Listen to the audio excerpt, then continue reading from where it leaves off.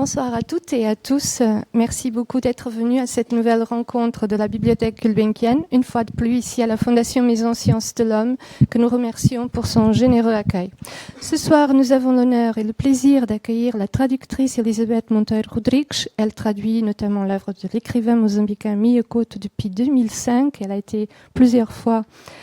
a reçu plusieurs fois des prix littéraires. Aujourd'hui, elle nous présente sa dernière publication, Traducteur de pluie, premier recueil de poésie de l'écrivain Mia Couto, publié aux éditions Chandaigne et Lima, que nous saluons chaleureusement à la présence de son éditrice Ana Lima.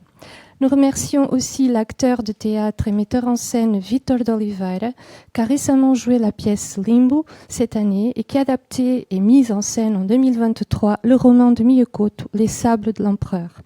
De toute façon, vous êtes tous les trois très liés à Mia Couto. Et je rappelle ici qu'aujourd'hui, c'est la veille de la nuit de la poésie qui commence demain.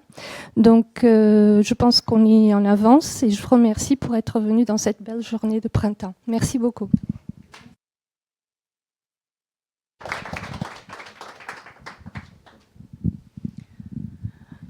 Bien, bonsoir à toutes et à tous. Avant tout, donc merci à la Fondation Gulbenkian et à toute son équipe de nous accueillir dans d'aussi bonnes conditions et de façon aussi généreuse.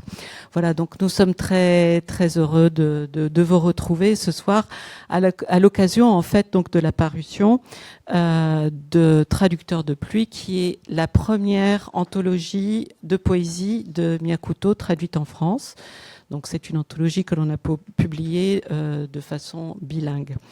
Et nous sommes heureux aussi donc, et accompagnés pour cette présentation par sa traductrice pratiquement exclusive depuis quelque temps, Elisabeth Monteiro Rodrigues, et le comédien et metteur en scène Vitor Oliveira, qui lira donc des poèmes en français et un peu en portugais.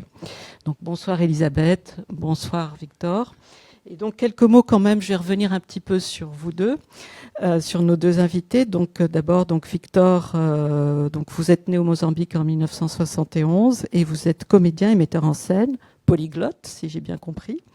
Vous avez un parcours qui vous a conduit très jeune donc du Mozambique au Portugal puis en France, et c'est principalement en France que vous avez eu votre formation en théâtre. Vous avez travaillé avec de nombreux metteurs en scène et récemment donc au Théâtre de la Colline avec Wajid Mouawad et aussi au Théâtre de Strasbourg avec Stanislas Nordet. Vous faites aussi, vous créez, vous composez aussi vos pièces de théâtre. Et en fin d'année dernière, nous avons eu le plaisir de voir une pièce qui s'appelle O Limbo, qui a été présenté au Théâtre aussi de la Colline et qui avait déjà été présenté dans d'autres, et notamment au Portugal, dans d'autres salles, et qui, si jamais elle repasse, je vous conseille d'aller voir, qui revient en fait sur un questionnement un peu sur l'identité à partir de l'histoire de votre famille entre le Mozambique et l'Europe. Voilà. Elisabeth, bon là je vais passer au tutoiement parce qu'on se connaît depuis longtemps, mais enfin on peut se tutoyer aussi. Tu es née donc en 1973 et tu es venue au Portugal. Et tu es venue donc très jeune en France. Tu as suivi des études d'histoire et tu t'es tournée vers le livre et la littérature très vite. Tu as travaillé 15 ans à la librairie portugaise et brésilienne, donc avec Michel Chandaigne, et donc indirectement avec moi, puisque avant la librairie était rue Tournefort et moi j'étais au-dessus. Aux éditions.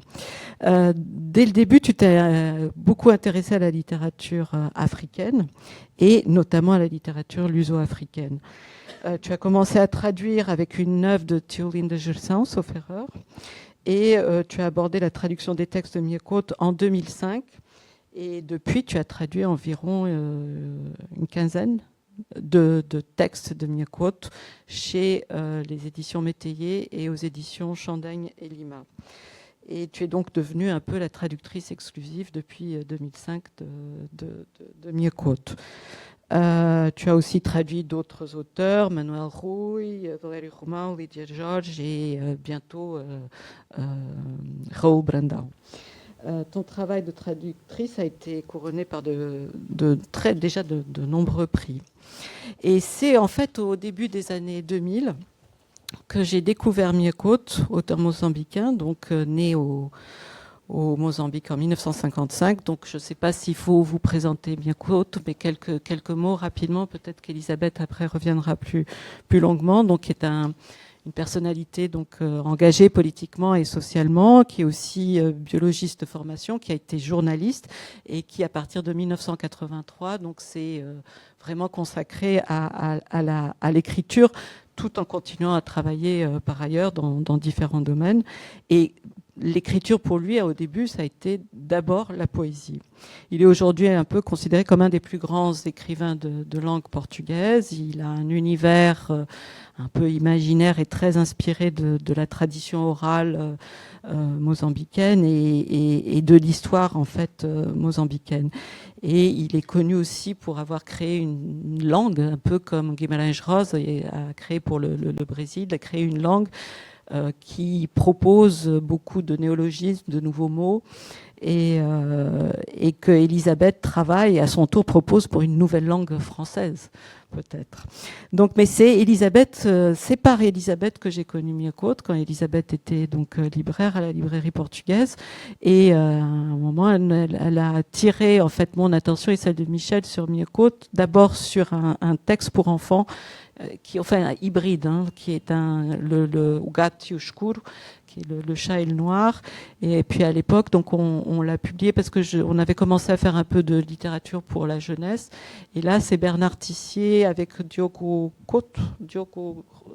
Quintel qui l'ont traduit tous les deux. Et puis, peu après aussi, Elisabeth a à nouveau attiré notre attention sur un livre qui a eu un succès fou au Portugal, qui était présenté et qui était publié un peu comme une édition pour la jeunesse, mais qui au fond n'est pas du tout pour la jeunesse, qui était Marmker, et qui en fond a donné chez nous Tombe au fond de l'eau. Et là, c'est Elisabeth donc, qui a commencé à traduire Miekot, et depuis, elle ne s'est pas arrêtée. Et donc on a traduit celui-ci qui a donné là on vient de le republier dans notre nouvelle collection de poche avec une nouvelle édition d'un autre très très beau livre, très beau texte qui s'appelle La pluie ébahie et Chuva Pasmada. Et donc revenons à la poésie, à traducteur de pluie. Donc Elisabeth, tu côtoies donc l'œuvre de Miekot depuis 20 ans comme lectrice et puis comme traductrice. Peux-tu nous dire donc quelle est la place en fait de la poésie dans l'œuvre de Miekot ? Merci. Bonsoir à toutes et à tous. Vaste question. Je pense qu'on en a eu un petit aperçu avec le titre des livres qui vient d'être présenté. Donc La pluie ébahie et puis Tombe au fond de l'eau. Donc déjà, si on pourrait faire toute une sorte de cartographie avec tous les titres des livres de Miekot. Le cartographe des absences, Terre somnambule, Le chasseur d'éléphants invisibles. Donc je crois que déjà, dès le titre, on a cette importance de la place de la poésie. Après, il y a ce que dit Miekot lui-même, puisqu'il dit qu'il est un poète qui écrit en prose. Et on a en fait dans son œuvre, même dans ses livres les plus récents qui ne sont pas de la poésie, un dialogue en fait avec la poésie, que ce soit avec la poésie portugaise ou brésilienne, comme dans L'accordeur de silence, ou plus récemment dans Les Sables de l'Empereur, en fait, où on a une réécriture poétique de l'histoire. C'est cette veine-là qu'il travaille actuellement. Et dans Traducteur de pluie, c'est son troisième recueil de poésie publié en portugais. Il a commencé, d'ailleurs, sa toute première publication, c'était Raiz de Orvalho, qu'on pourrait traduire par Racine de la Rosée. Et ensuite, il y a eu un autre recueil qui s'appelle, si je me souviens bien, Idades, Cidades, Divindades, donc âge, cité, divinité. Et donc en 2011, je crois en portugais, Tradutor de Chuvas. Et en fait, dans Traducteur de pluie, en fait, c'est un livre qui est un hommage à son père, qui était lui-même poète. Et donc, comme il le dit en exergue, donc à la relation que son père créait avec la pluie, que Miekot là va revisiter. Et, pardon. Excusez-moi. Du coup, je vous propose d'écouter justement le poème Traducteur de pluie pour qu'on entre directement dans le texte. Donc, Victor va lire en portugais et en français. Il faut que je cherche mes pages, donc je suis désolé parce que j'aime bien garder le livre. Donc j'aurais pu choisir par commodité de faire des copies et les avoir les uns après les autres, mais vous allez devoir me voir chercher mes pages. Donc, tradutor de chuvas. Lenço branco apaga o céu.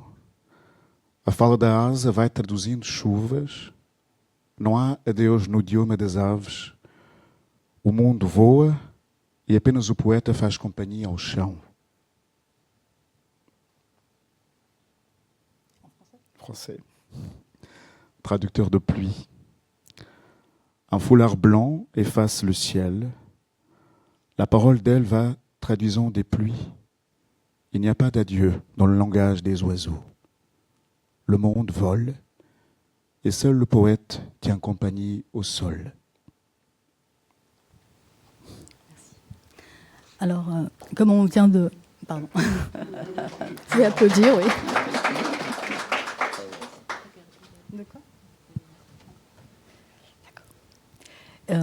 Comme on vient de l'entendre, en fait, on retrouve donc dans ce poème les thèmes qui sont très chers à Mia Couto et qu'on va retrouver dans toute son œuvre, comme l'eau, donc la terre, le ciel, les oiseaux, qui sont des figures centrales de l'œuvre de Mia Couto. Ah. Plus Pardon. Et d'ailleurs, donc c'est ce thème de l'eau. C'est ce qui caractérise entre autres sa ville natale de Beira, dont il dit qu'elle est une ville liquide sur un sol fluvial. Et on a tout ce thème de l'eau natale et de la naissance et de l'accouchement. C'est une partie du livre qui évoque effectivement le cycle de la naissance. Et par exemple, ça m'a fait un écho avec une des nouvelles du chasseur d'éléphants invisibles, qui s'appelle, si je me souviens bien, Les mains, la mer, où il reprend ce thème des mains et de l'accouchement. Et donc là, dans le premier poème qui s'appelle Couleur de l'enfantement, on va avoir exactement en fait cette thématique-là. Et ensuite, il va explorer dans ce recueil, donc après la naissance, évidemment, toute son enfance, les figures paternelles et maternelles, et donc ce qu'il appelle le territoire de l'enfance, et donc dont il dit que c'est une nation qui s'appelle enfance, et la maison, le familial et le quartier. Et peut-être justement pour continuer encore plus avant, on peut avancer donc dans ces thématiques de l'enfantement, de l'enfance, du quartier, qui sont très très importants dans sa formation et sa ville natale de Beira. Alors nous avons fait le choix là pour ces quelques poèmes de les lire que en français. Tout le monde comprend le français. Alors, couleur de l'enfantement. Ce que j'ai vu à la naissance, c'est le ciel. À l'ouverture de ma rétine, la lumière déchaînée, mon second océan. J'ai appris à être aveugle avant que lignes et couleurs, le monde ne se révèle. Ce que j'ai vu après, sans savoir encore que je voyais, ce sont les mains. Les gestes de l'enfantement m'ont enseigné que nous naissons des mains, la vie entière. Les mains ont été ainsi mon second ventre. Lumière et mains ont modelé la frontière impossible entre l'océan et le ventre. Lumière et mains m'ont consolé de l'incurable solitude d'être né.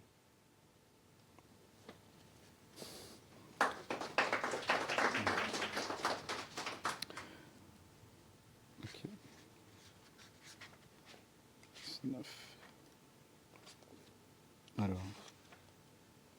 oui, ça y est, je cherche mes pages. Alors, les rues. Du temps où il y avait des rues, en fin d'après-midi, ma mère nous appelait Il était l'heure de rentrer. Et la rue pénétrait avec nous dans la maison. Le temps nous habitait tant qu'on se passait de futur. Retiré dans ma chambre, la ville s'endormait au même bercement de notre mère. Au bord du lit, je secouais le sable des rêves et j'éveillais des vies au-delà. Entre la maison et le monde, aucune porte ne tenait. Quelle serrure boucle les deux côtés de l'infini? Voilà. Encore.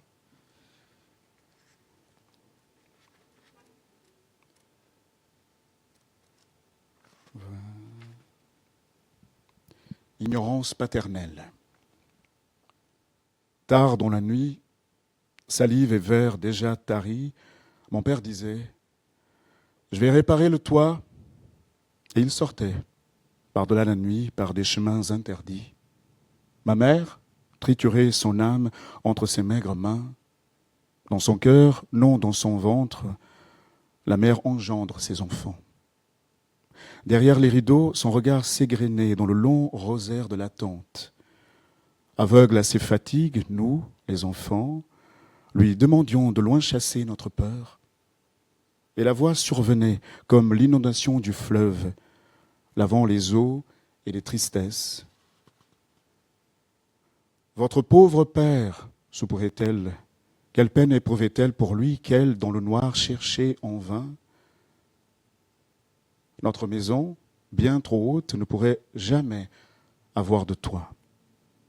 Enfants couchés, peurs endormis, avant que mon père ne revienne, déjà ma mère avait réparé toutes les tuiles du monde. Ensuite, 43.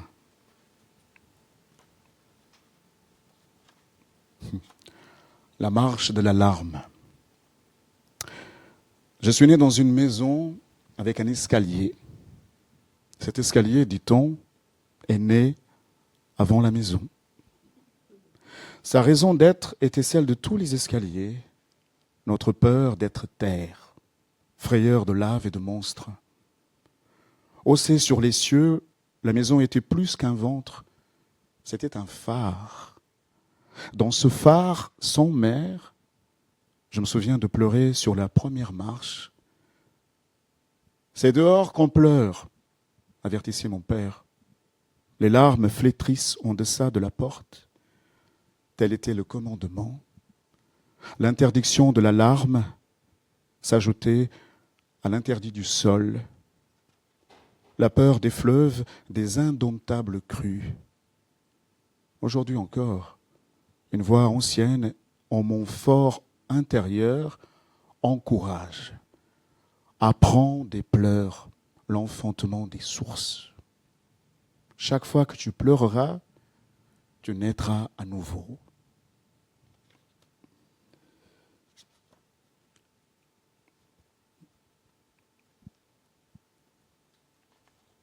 La maison. Je connais les enfants à la façon dont ils occupent la maison. Les uns cherchent les recoins, les autres existent à la fenêtre. Aux uns satisfait une ombre, à d'autres pas même le monde ne suffit. Les uns claquent la porte, les autres hésitent, comme s'il n'y avait pas de porte. Rarement je suis père. Je suis toujours tous mes enfants. Je suis la main indécise sur le verrou. Je suis la nuit passée entre la montre et le noir. En moi résonne la voix qui, à l'entrée, s'annonce. Je suis rentré. Et je souris en réponse. Tu es rentré? Mais si personne n'est jamais parti. Et tant en moi se sont prolongées les attentes que je me suis changé en plancher et transformé en rêvenolente fenêtre. Désormais, je suis moi-même la maison. Cette infatigable maison à laquelle mes enfants éternellement retournent. C'est tellement beau. C'est tellement beau ça. Merci. Donc, une dernière avant la pause. Parce que je voulais juste Oui. dire quelque chose à propos de ce poème qui est vraiment magnifique et qui justement sa beauté de la comment dire cette chose qu'on a tous connue entre guillemets en tant que parents d'être à la maison et d'attendre que ses enfants rentrent. Et voilà, je trouve que sur quelque chose de comme ça qui a l'air extrêmement simple, en fait, il saisit quelque chose de vraiment très très poignant. Et dans le poème qu'on a entendu aussi, il y a il y a quelques points de traduction. Donc là, on a entendu la rêvenolente fenêtre, et en fait, c'est donc une création à partir de Sogno et de Sonolente. Et voilà. Donc c'était juste ça que je voulais. Oui. C'est bien que tu le dises, parce que moi, quand je l'ai lu, je me suis dit rêvenolente. J'étais là, rêvenolente. Ce n'est pas ma langue maternelle, le français. Alors je me dis, donc ça doit y avoir. Donc là, je comprends mieux. Mais c'est tellement beau. Enfin, même si je ne comprends pas, rêvenolente, je trouve ça très beau. Donc l'empreinte. Sur la pierre de la cour, mon père a inventé une empreinte d'enfance. Ici, a reposé ton petit pas, disait-il, le doigt posé sur l'indélébile racine. Déjà adulte, un genou dans le temps, je caresse le mensonge pétrifié. Dans ce temple, son mur ni prière, mon pas s'immobilise. Ce mensonge, finalement, est une consolation sans répit. La vie ne sera jamais assez devant une enfance si éternelle.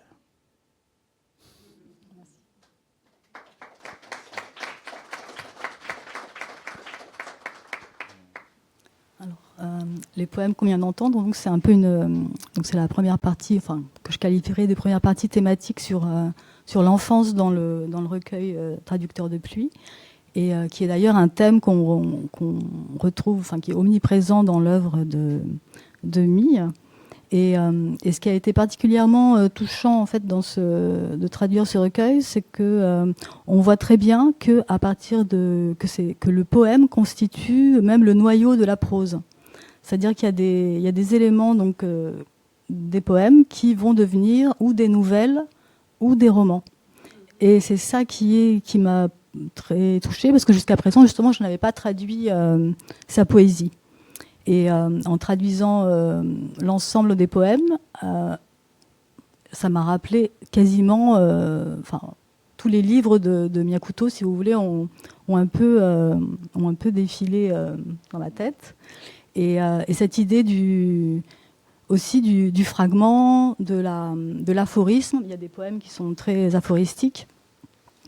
Et c'est un peu ça la particularité du poème. C'est pour ça que je trouve que dans d'ailleurs le recueil, il y a une partie que j'appellerais poème fiction, et dont Victor va nous lire, va nous en lire quelques-uns, et qui justement montre bien comment, à partir du poème, naît la prose.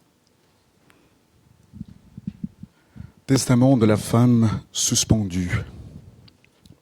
Voici ce que je vous laisse, un goût léger de renaître remémoré, et un faux désir d'être oublié.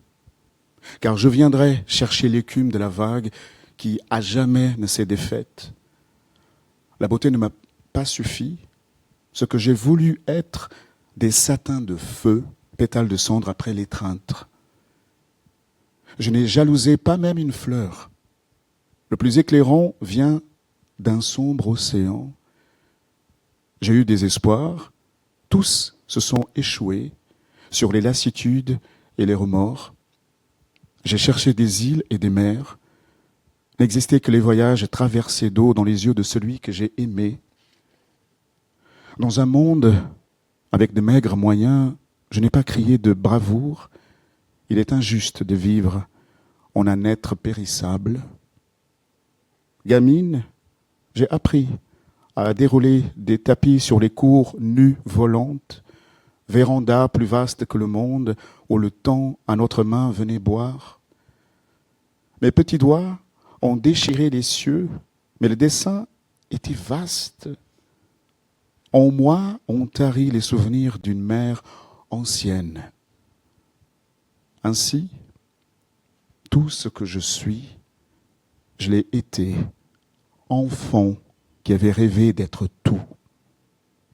Je porte mes deuils sans réparation. Le veuvage d'une femme ne vient pas d'un mari. Il vient de l'amour dont on ne rêve plus. Avec la fragilité d'un rire, j'ai affronté ruines et défaites, et seule la vie muette m'a fait taire. J'ai parlé de tout avec mes amants.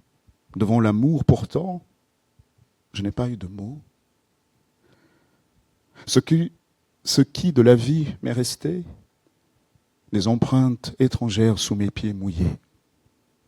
Vivre, c'est qui vivra encore. Je m'abandonne, femme que j'ai failli être, à la femme que je n'ai jamais été.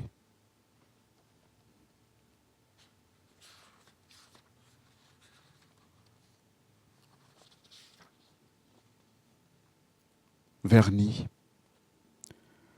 Sur la marche dehors, la fille se peint les ongles. Croissant de lune, son corps a la délicate intention de l'orfèvre.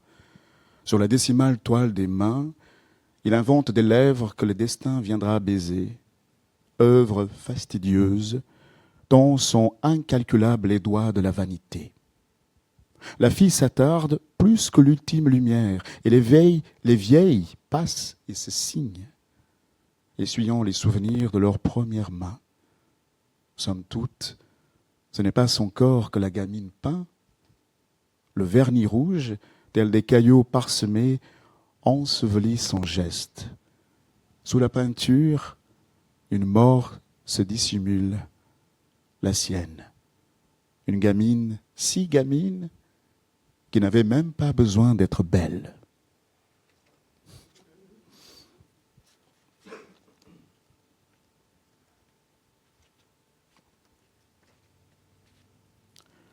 La chose. Le silence est la façon dont son mari habite la maison. La porte franchie, à la fin de la journée, l'homme assume posture et possession. La table est là où ses coudes versent des fatigues millénaires. En ses veilles coudées, il troque la vie contre l'âge. Il partage l'épouvanté des bêtes, la peur du silence, plus encore la terreur des mots. Pour la femme, pourtant, il n'est rien d'autre qu'un enfant, en attente d'une largesse. Autour du silence, elle tourbillonne sans voix, sans odeur, sans visage. Dans la solitude, l'homme mange, méritant ce qui lui est servi. Après, il boit, comme s'il était bu, absorbé par le vide des déserts. Maître de son isolement, alors, il l'agresse, avec une férocité de bête. La femme se brise sur le plancher, sombre portrait tombé du mur. Au lit, une fois son mari servi, les larmes collent ses fragments, et l'épouse redevient chose.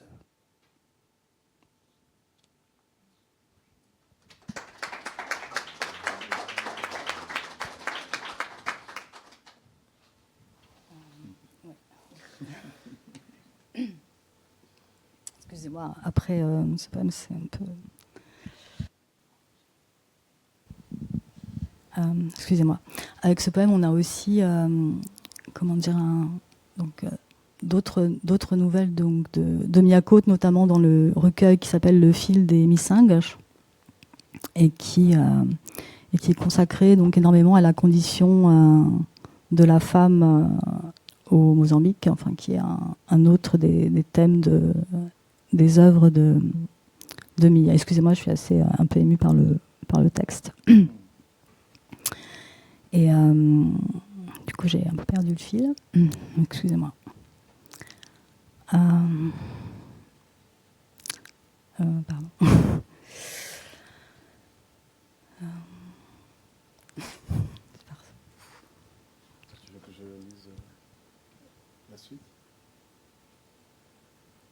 Pourquoi pas, oui.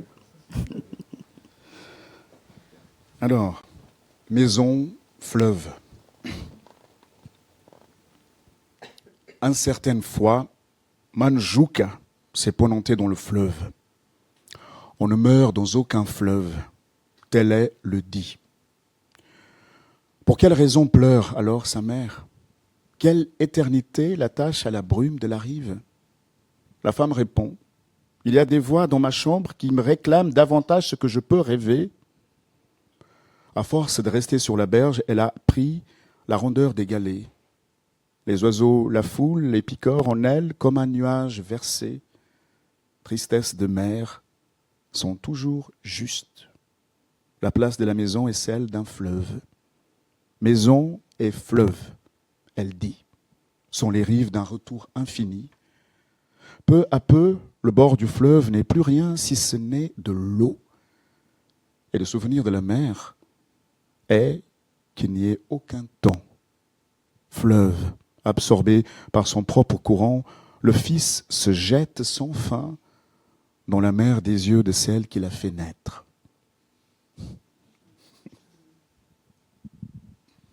Merci beaucoup. Elisabeth, au début, tu disais donc que ce recueil était quand même une sorte d'hommage au père, le père aussi qui avait été poète, et du lien du père à l'eau, c'est bien ça que j'ai bien compris, ou de la présence déjà dans la poésie du père, je ne sais pas si c'est ça. Est-ce que, effectivement, on voit que dans tous les poèmes, l'eau est très présente. Est-ce que tu pourrais revenir sur cette thématique et de l'eau et de l'importance et des différentes significations qu'elles peuvent avoir? Oui, donc l'eau, déjà, il y a... Et c'est vrai que c'est effectivement présent dans toute l'œuvre de Mille, mais bon, c'est aussi de par la disposition géographique donc du Mozambique avec ses côtes, avec l'océan Indien, avec les éléments, donc comme je le disais, de la pluie. Et l'eau, c'est aussi le liquide amniotique, la langue, dans justement une nouvelle qui s'appelle Le poisson et l'homme, dans le recueil du fil des Missingues, Miyako te dit qu'il n'existe pas de terre, il n'y a que des mers que la terre, ce sont des mers qui sont vides, et que justement, c'est la langue en fait qui est un élément liquide. Et donc, et comme l'eau a cette capacité donc de transformation, c'est vrai que c'est une métaphore très intéressante pour la langue de Miyakoto, notamment dans la première partie de son œuvre, puisqu'on a un sentiment comme si sa langue, c'était comme une des crues lexicales. Et donc, cette eau, effectivement, elle traverse tous ses livres. Oui, tout à fait. Et oui. Donc ça, c'est...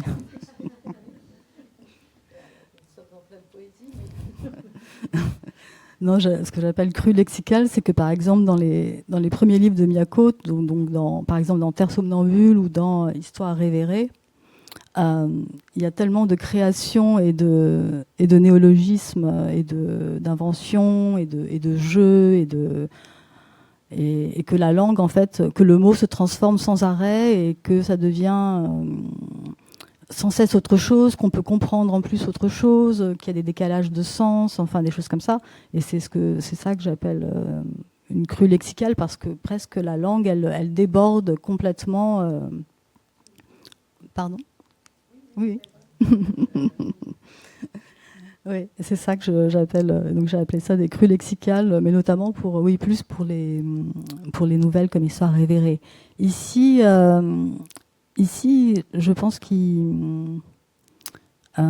avec le texte qu'on a publié en introduction, là, Les eaux de mon commencement, c'est davantage en hommage donc à la ville de son enfance, quoi, la ville de Bale, donc construite sur un marais, si je ne dis pas de bêtises, et qui a été aussi donc dans son dernier roman, Le cartographe des absences, qui est un des personnages aussi à part entière du livre.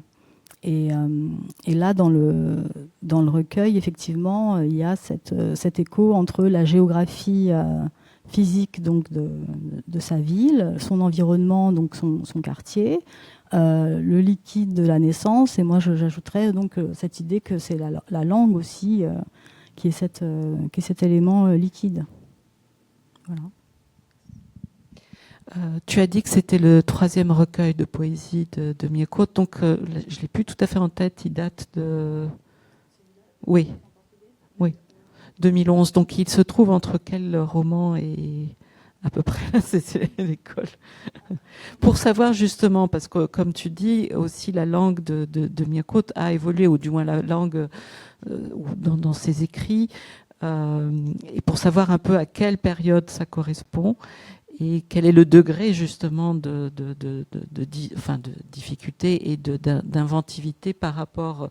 C'est vrai que quand toi qui viens de retraduire Terre somnambule, par rapport au dernier roman d'ailleurs qu'il vient de publier, tu dis que c'est vraiment un univers déjà assez différent et le travail sur la langue est différent. Est-ce que là on est à peu près dans quel niveau de langue et de traduction ? Et qu'est-ce que ça implique pour toi, justement, comme traductrice, parce que tu as plutôt traduit, jusqu'à présent, tu as traduit de la prose. Qu'est-ce que le fait de passer à la poésie, qui implique aussi un autre type de travail aussi de musique, qu'est-ce que ça implique sur le travail, enfin sur la langue de Mieux-Côte ? Donc, Traducteur de pluie est publié en portugais en 2011 et... Dans mon souvenir, je pense que ça correspond à l'apparition. Donc en portugais, c'était Jesus Além, donc de l'accord d'ordre de silence en français. Et effectivement, dès l'accord d'ordre de silence, on a, disons en tout cas, une sorte d'abandon, enfin d'abandon non, mais en tout cas d'une autre forme d'écriture qui n'est plus aussi resémantisée ou autant créative en termes d'invention lexicale. Et en ça, Traducteur de pluie, en fait, ce qui est frappant, c'est que c'est une langue, les poèmes apparaissent de manière assez simple. En fait, il y a une forme de simplicité voilà, du poème. Et cette simplicité, elle est assez désarmante parce que avec donc effectivement les langues romanes, donc la proximité aussi du français et du portugais, il y a presque par moments une sorte de... comme quelque chose qui serait un peu presque... ça n'existe pas, mais une sorte de transparence. C'est assez troublant parce qu'il y a vraiment des poèmes qui sont... oui, c'est ça. Cette simplicité, elle a été assez désarmante. Et dans le même temps, il y a aussi quelques créations. Donc tout à l'heure, j'ai parlé de la rêvenolente fenêtre. Mais par exemple, dans l'un des premiers poèmes que Victor a lu, il y a aussi un moment, il dit que quand sa mère lui dit que de loin chasser notre peur. Et là, en fait, en portugais, c'est alonjas, donc c'est un mot, rester loin. Et que, en fait, j'ai voulu traduire par, comment dire, justement, par rapport à cette simplicité du recueil, j'avais cette idée que les créations devaient, comment dire, non pas être invisibles, mais presque en fait. Et donc pour ce mot-là, j'ai choisi d'inverser, donc chasser loin, chasser au loin, et donc j'ai choisi d'inverser, de mettre loin, chasser en deux mots. Et d'un point de vue sonore, loin avec allons, et ensuite et les deux S. Enfin voilà, c'est des choses comme ça que j'ai tenté de faire. Et en ça, le travail a été différent parce que c'est ça, je voulais presque comme si la traduction, entre guillemets, c'est pas qu'elle devait pas se voir, c'est pas ça, bien sûr que ça se voit, c'est une traduction. Mais il y avait vraiment cette volonté d'une recherche de simplicité. Et c'est ça c'est très très difficile à faire en fait. Et donc, par rapport à la traduction donc de prose, c'est le même travail ou c'est pas le même travail ? Est-ce que Qu'est-ce qui est, bon, au-delà de la forme qui semblait donc comme ça immédiate, presque, c'est vrai que pour beaucoup de ces poèmes, on a l'impression que c'est des petites histoires, que l'on va pouvoir avoir un début, un milieu, une fin, ou effectivement plutôt une ambiance. Est-ce qu'il y avait quelque chose d'autre, justement? Est-ce que de l'ordre du rythme, de l'ordre de la voilà, du travail du poème? Après, il y a différentes, la poésie, il y a des formes évidemment extrêmement différentes. Je dirais que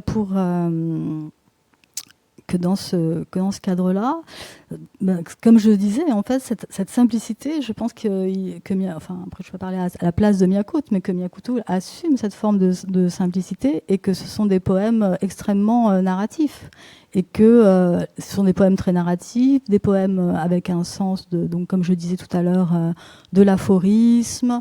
On est proche de la nouvelle, de la parabole, mais sans enseignement moral, de choses comme ça. Et ça, c'est dans la poésie contemporaine, même française. Enfin, on trouve ça, par exemple, chez René Char ou d'autres. Et donc, dans ce sens-là, après, le travail de traduire de la poésie, surtout quand c'est un recueil, mais moi j'ai ça aussi dans la prose, c'est d'identifier évidemment des motifs qui vont courir d'un poème à l'autre. Mais ça, c'est inhérent, je veux dire, à la traduction de poésie. Et oui, il y a une recherche aussi sur le son, Oui. Je ne sais pas si j'ai bien répondu à la question. Est-ce que tu conseillerais, pour quelqu'un qui n'aurait jamais lu Miyakoto, par exemple, de commencer par... puisque c'est finalement, c'est ce que tu disais aussi un petit peu, finalement, on voit un peu comme si c'était en ramassé, beaucoup de thèmes, beaucoup d'histoires, aussi dans le travail de la langue. Est-ce que c'est finalement une sorte de condensé de Miyakoto? Est-ce qu'on pourrait dire ça? Je ne sais pas si c'est un condensé, parce que son œuvre est très très vaste. Je pense qu'on ne peut pas dire que c'est...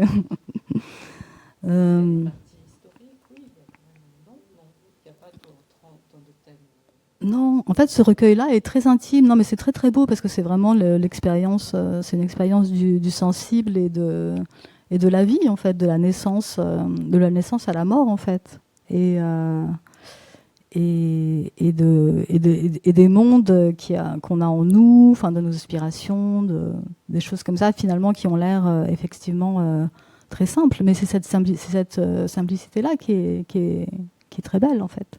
Et parce que c'est ce qui fait tout simplement notre humanité.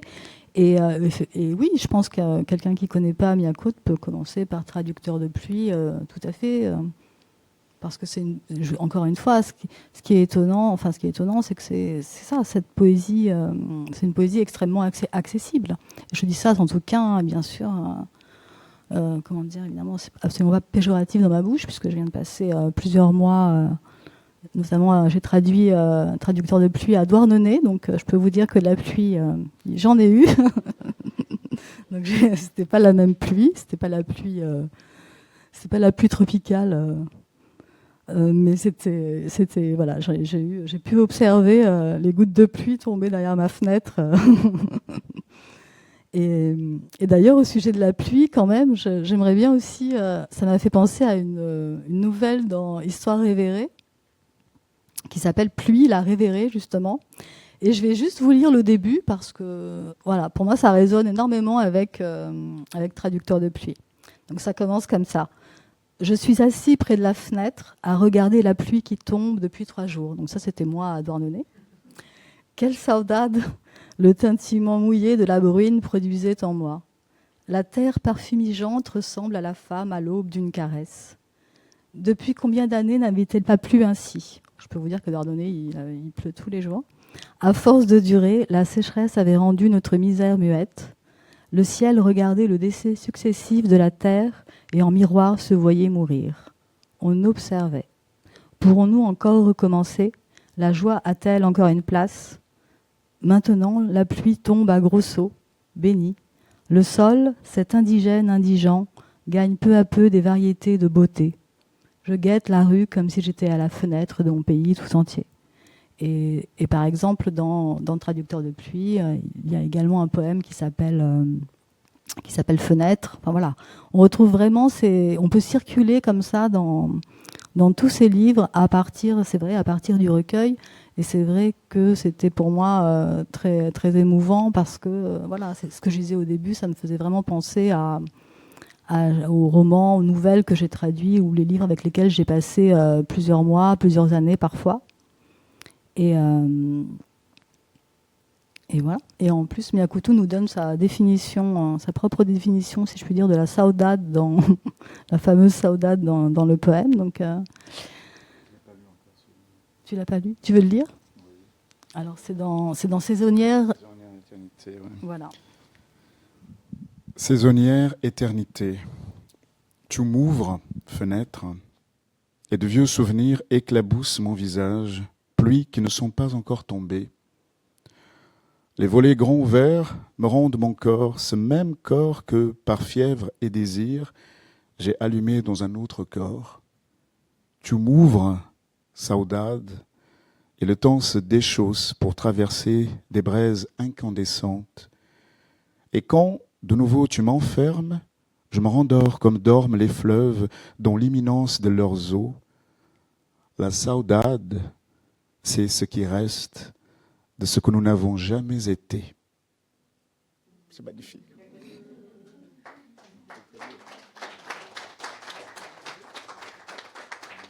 Il y a un dernier.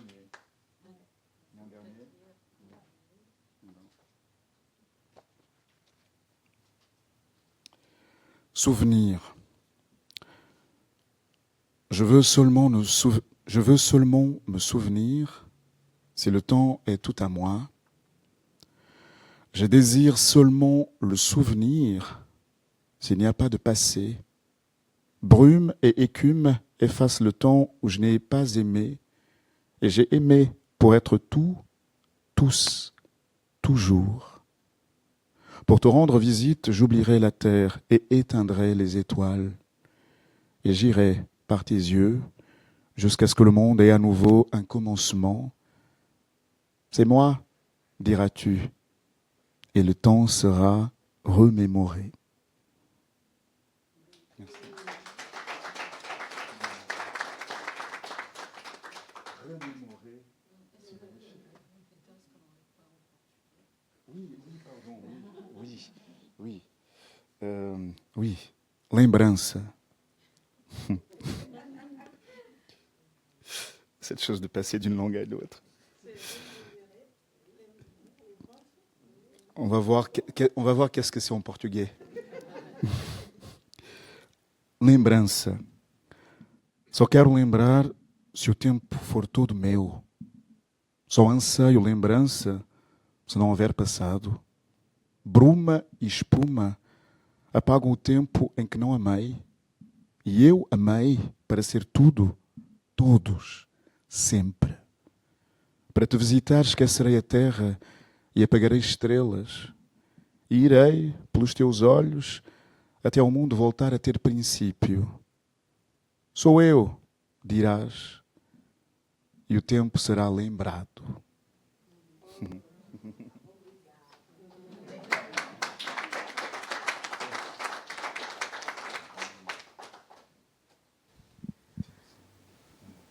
Bien, ben merci beaucoup Elisabeth, merci beaucoup Victor. Maintenant, si vous avez des questions, on peut revenir sur les poèmes, on peut revenir sur Miyakoto et sur la traduction. Merci à tous. Dans le titre, il y a traducteur. Donc, tu l'as évoqué un peu, Elisabeth, hein, sur le lien entre la pluie et le langage. Mais est-ce que ça fait écho à l'activité de traduction? Est-ce que ça faisait redondance, en quelque sorte, le fait qu'il y ait traducteur de pluie et que tu traduisais un titre qui s'intitulait Traducteur lui-même? Je crois que c'est un peu pour ça que j'ai voulu traduire ce recueil, parce que c'est vrai que pour une traductrice, traduire un livre qui s'appelle Traducteur de pluie, c'est pas mal. Mais au-delà de ça, effectivement, merci pour la question. Ce mot de traducteur, bon, Miyako se considère lui-même comme un traducteur en fait entre différents mondes, et comme il le dit d'ailleurs donc dans le texte qui a été traduit pour l'introduction. Donc entre eux notamment l'Europe et le Mozambique, mais aussi bien sûr à l'intérieur même du Mozambique, des différentes langues et cultures. Voilà. Donc effectivement, oui. Mais c'est un mot que lui-même revendique en fait comme...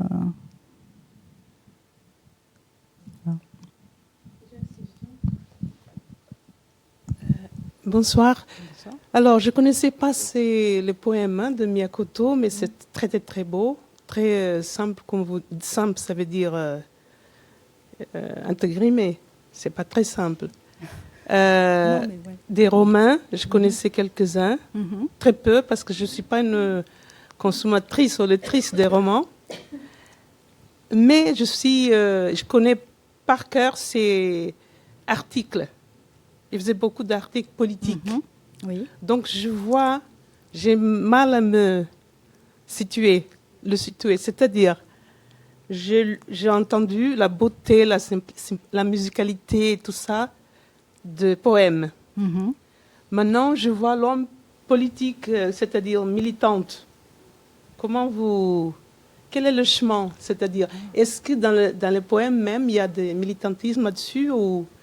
Parce que c'est ça que j'aimerais savoir, pour connaître mieux Miyakoto. Mais ça, merci de la question. Mais ça, c'est presque une question pour lui, en fait. Enfin, là, c'est difficile de parler pour moi à sa place, en fait, dans les... Disons que... c'est une question vraiment complexe.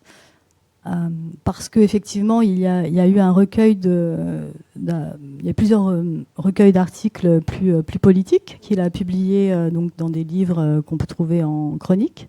On avait traduit avec Anne, chez Chandaigne, on avait publié Et si Obama était africain, et par exemple un autre texte sur la langue portugaise au Mozambique qui s'appelle Luso-aphonie, pour ne citer.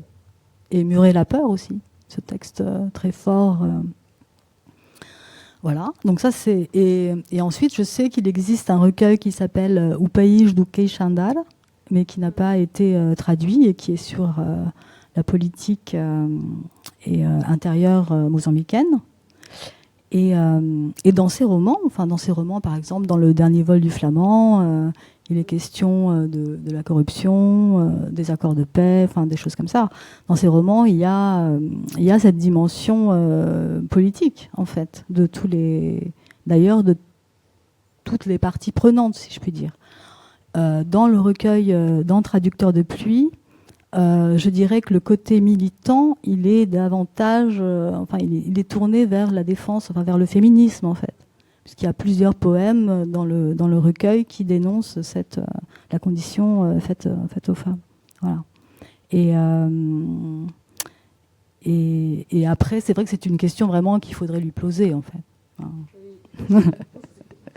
Quand vous quand vous le verrez, lui. Juste pour rajouter un petit peu, c'est quand on lit ces romans, en fait, il y a toujours quelque chose. C'est tellement un regard franc, direct, incisif et d'une intelligence sur le monde, dans lequel il vit, sur les gens, que ce regard-là, à travers les mots, à travers l'écriture, est forcément politique, parce que l'art est politique. Donc après, ce n'est pas exactement la même chose que le militantisme. Et pour moi, il y a une différence à faire. Parce que le militantisme, on le fait dans la rue. Donc quand on va sur le plateau, qui est mon cas par exemple, et j'ai monté donc Les Sables de l'Empereur, qui est un roman politique, puisqu'il parle de la colonisation. Mais sur le plateau, ce qu'il faut essayer de faire, c'est de voir comment c'est un spectacle, comment les acteurs s'en emparent, comment tout ce qui est fait autour pour que ce soit un bon spectacle, que ce soit là. Mais ensuite, c'est aux spectateurs, spectatrices, de comprendre de quoi on est en train de parler, de comprendre qu'est-ce que les personnages disent, qu'est-ce qui est en train d'être énoncé, d'être dit, d'être mis en exergue ou pas. Et c'est que la même chose pour les romans, en fait. Bon, même ce qui vient de dire Elisabeth il y a un des poèmes que j'ai lu sur la femme et l'homme qui est d'une violence inouïe et que c'est très clair. Et tout ça avec les poèmes, enfin la langue du poème. Donc la politique, elle est. Et pour moi, évidemment, c'est à Mia de le répondre, mais en tout cas, pour quelqu'un qui lit ses œuvres et qui, pour les Sables de l'Empereur, qui a beaucoup travaillé là-dessus, elle est là. C'est à nous de trouver comment il s'en empare et comment il fait son chemin. Et c'est toujours avec une délicatesse, même si par moments, il peut y avoir des textes qui sont un peu plus direct, comme celui-là, donc je me souviens plus du nom, donc autour de l'homme et de la femme. Donc, mais la chose, ça s'appelait oui. Juste, enfin, tout à fait. C'est simplement pour rajouter que beaucoup de ces nouvelles et de ces romans aussi concernent la guerre. Hein. Donc ça, il en est souvent question, beaucoup sur la jeunesse, beaucoup sur les femmes. Et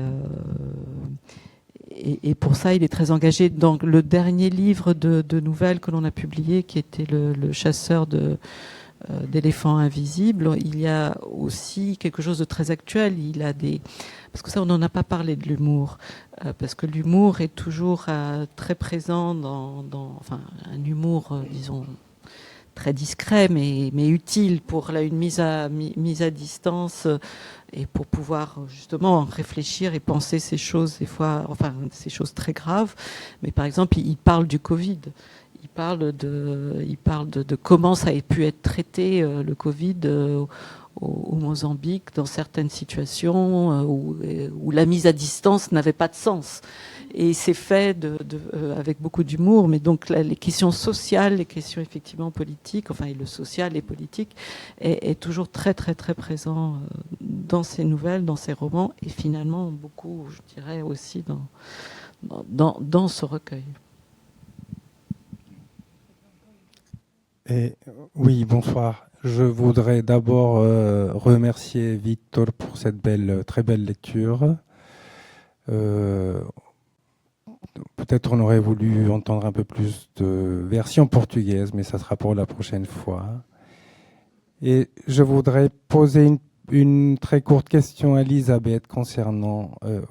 vous aviez parlé de ces thématiques que vous avez identifiées dans ce livre, qui est, sauf erreur de ma part, le dernier ou l'avant-dernier que vous avez traduit de lui. Et vous avez parlé comment toutes ces thématiques des romans défilaient dans votre tête et tout. Ma question est très simple. Est-ce que, en traduisant Le Traducteur des pluies, les poèmes, vous avez eu envie de retraduire les anciens romans que vous aviez déjà traduits ?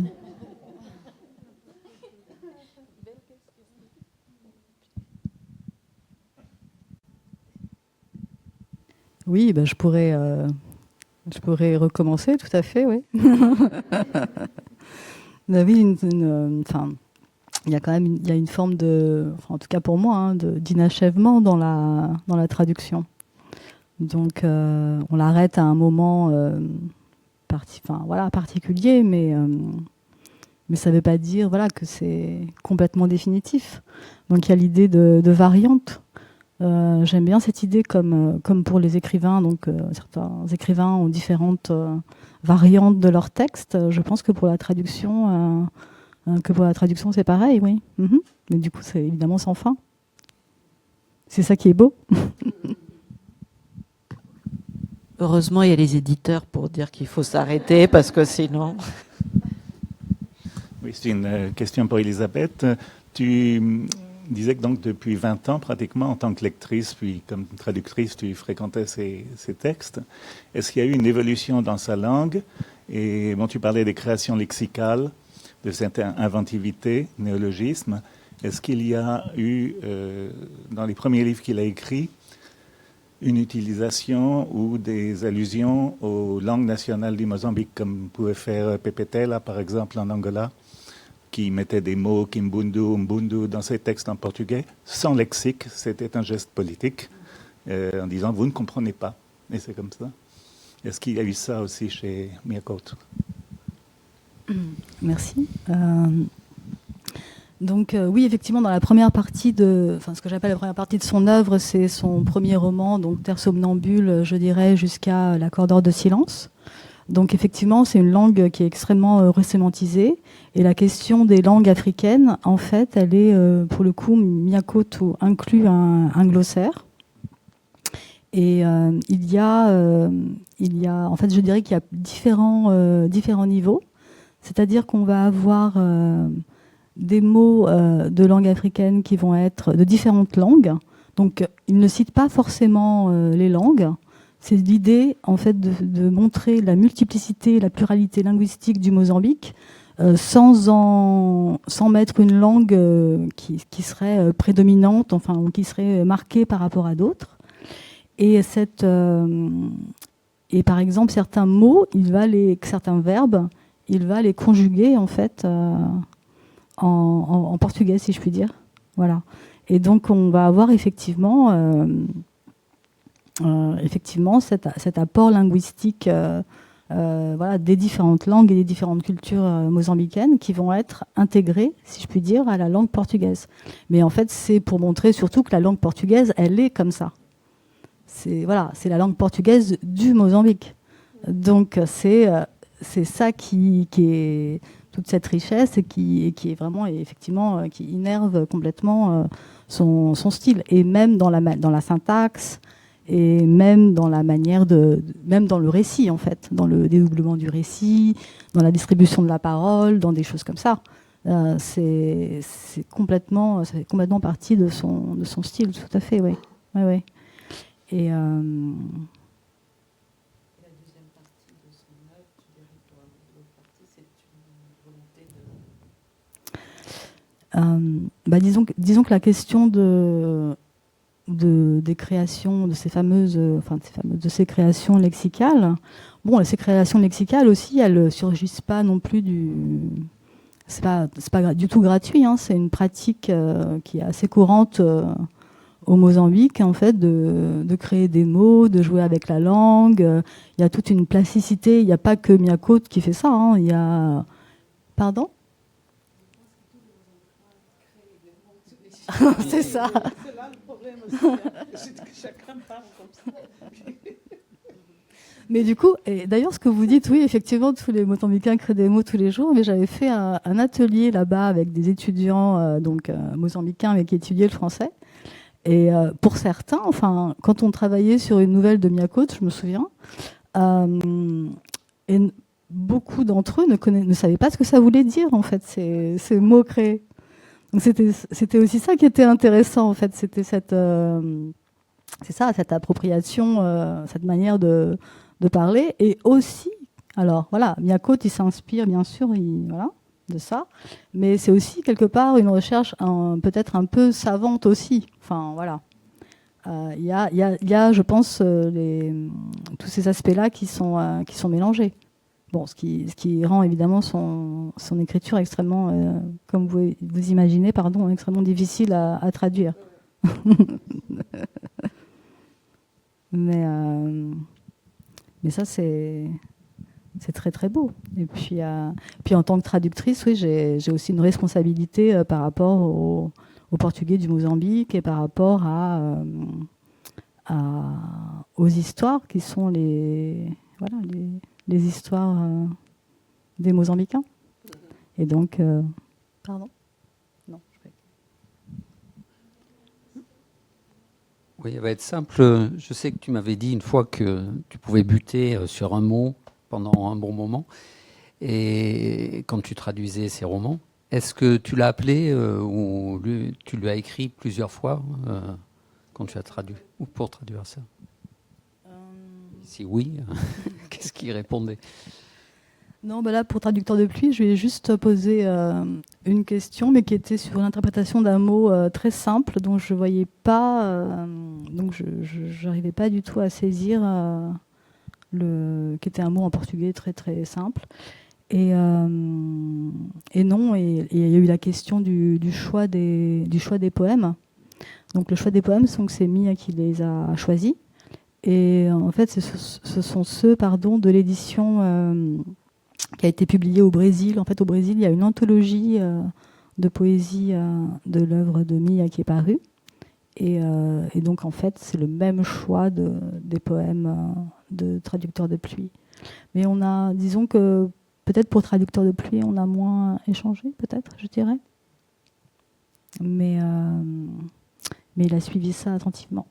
Le mot, c'est lequel, le mot? Le mot portugais, je ne sais pas si je m'en souviens. Si je m'en souviens maintenant. Je ne sais pas si je vais retrouver. Je crois que là, je vais passer mon temps à chercher. Si tu veux, je te dirai plus tard quel est ce mot.